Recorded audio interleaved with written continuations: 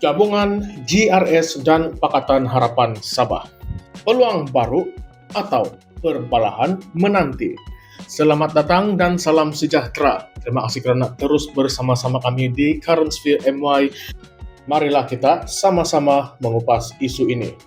Gabungan Rakyat Sabah GRS meluahkan keyakinan terhadap potensi kerjasama dengan Pakatan Harapan Sabah di bawah kepimpinan baharu Datuk Iwan Benedict, Presiden United Progressive Kinabalu Organisation atau APKO.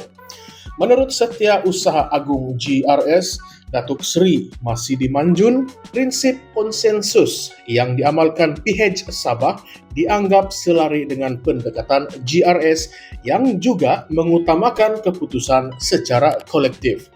Kenyataan ini menggambarkan harapan bahawa gabungan ini mampu membawa stabiliti dan kemajuan kepada politik Sabah yang sering kali bergolak. Datuk Iwan Benedict baru sahaja mengambil alih tampuk kepimpinan PH Sabah selepas menewaskan penyandang 3 penggal Datuk Seri Christina Liu dengan kelebihan hanya 3 undi pada mesyuarat agung tahunan PH Sabah pada 1 Disember yang lalu.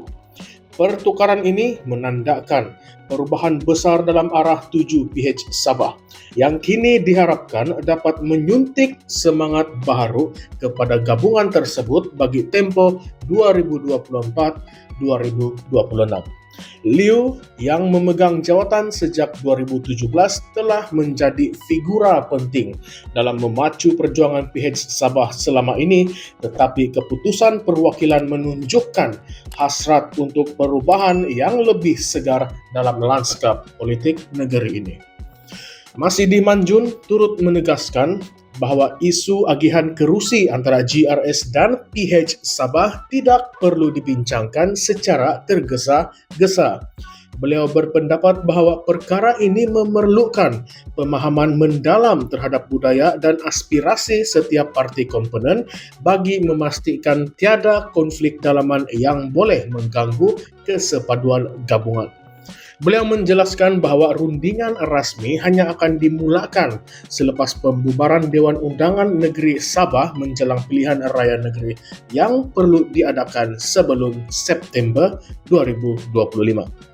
Gabungan Rakyat Sabah yang terdiri daripada parti-parti politik tempatan seperti Parti Gagasan Rakyat Sabah, Parti Bersatu Sabah ataupun PBS, Sabah Star, United Sabah National Organisation atau USNO, Sabah Progressive Party SAPP, Liberal Democratic Party LDP, Parti Cinta Sabah PCS dan Harapan Sabah kini giat memperkemaskan strategi untuk menghadapi PRN yang akan datang. Sementara itu, PH Sabah di bawah pimpinan Iwan Benedict menyatukan 4 parti utama iaitu APKO, Sabah PKR, Sabah DAP dan Parti Amanah Negara Sabah. Benedict dijangka memanggil mesyuarat Majlis PH Sabah pada bulan ini untuk membincangkan kesiapsiagaan pilihan raya sambil memastikan agenda pembangunan negeri dan hak-hak perlembagaan yang dijanjikan oleh Kerajaan Perpaduan dapat dilaksanakan. Proses agihan kerusi dalam PH Sabah hampir selesai dengan sasaran untuk dimuktamadkan sebelum akhir tahun ini. Walaupun usaha ini memperlihatkan kesepaduan, cabaran besar tetap menanti, terutamanya dalam memastikan semua pihak merasa diwakili secara adil. Dalam suasana politik Sabah yang sentiasa dinamik, agihan kerusi seringkali menjadi puncak ketegangan dan ini memerlukan kepimpinan yang bijak untuk mengelakkan perpecahan yang boleh melemahkan kekuatan gabungan. Kerjasama antara GRS dan PH Sabah ini dilihat sebagai satu langkah strategik untuk memperkukuhkan kestabilan politik negeri. Namun, ia juga akan menimbulkan beberapa persoalan yang harus kita jawab.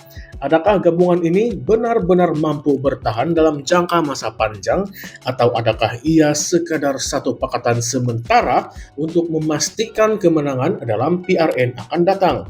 Sejarah politik Sabah telah menunjukkan bagaimana gabungan parti seringkali gagal bertahan apabila perbezaan ideologi dan kepentingan mula mengatasi tujuan bersama. Selain itu, kepimpinan Datuk Iwan Benedik juga bakal diuji. Dengan kemenangan tipisnya, beliau perlu membuktikan bahwa beliau mampu menyatukan parti-parti komponen di dalam PH Sabah, terutamanya dalam menghadapi cabaran besar seperti tuntutan hak MA63, pembangunan infrastruktur, dan pemulihan ekonomi Sabah. Adakah Benedik akan dapat mengatasi pengaruh Datuk Seri Christina Liew yang selama ini menjadi tokoh dominan dalam PH Sabah? Atau adakah peralihan kuasa ini akan menyebabkan ketegangan dalaman yang boleh menggugat kesepaduan gabungan? Satu lagi persoalan yang tidak boleh diabaikan adalah isu rundingan kerusi. Walaupun masih dioptimis bahwa proses ini akan berjalan dengan lancar, sejarah menunjukkan bahwa agihan kerusi sering menjadi puncak konflik, terutama apabila melibatkan kawasan strategik yang menjadi rebutan antara parti. Dalam konteks ini, bagaimana GRS dan PH Sabah akan memastikan tiada pihak yang merasa dipinggirkan? Pilihan raya negeri yang bakal diadakan ini juga dijangka menjadi medan pertempuran sengit antara gabungan politik. GRS dan PH Sabah bukan sahaja perlu berhadapan dengan cabaran dalaman, tetapi juga tekanan daripada parti-parti pembangkang yang akan memanfaatkan sebarang kelemahan dan kerjasama mereka. Adakah gabungan ini cukup kukuh untuk menghadapi tekanan politik dan menjawab kritikan daripada rakyat yang semakin kritikal terhadap isu-isu pembangunan dan pentadbiran? Kerjasama ini juga menimbulkan persoalan sama ada ia benar-benar demi kepentingan rakyat atau sekadar strategi politik untuk mengekalkan kuasa. Dengan Sabah terus berdepan isu-isu lama seperti infrastruktur yang tidak mencukupi, masalah kemiskinan, dan hak-hak wilayah yang sering dipinggirkan, adakah gabungan ini mampu menunaikan janji mereka? Dalam kesimpulannya, gabungan antara GRS dan PH Sabah mempunyai atau membawa harapan baru dalam politik negeri ini. Namun, masa akan menentukan sama ada gabungan ini mampu membawa perubahan sebenar atau hanya sekadar menjadi satu lagi episode perpecahan politik di Sabah. Apakah pandangan Anda tentang kerjasama ini?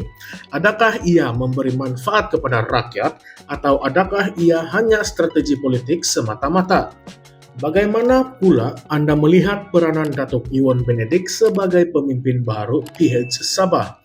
Tinggalkan komen Anda di bawah dan jangan lupa untuk like, share, dan subscribe ke channel ini Current Sphere MY untuk mendapatkan analisis politik terkini. Sekian saja untuk video kali ini. Terima kasih semua.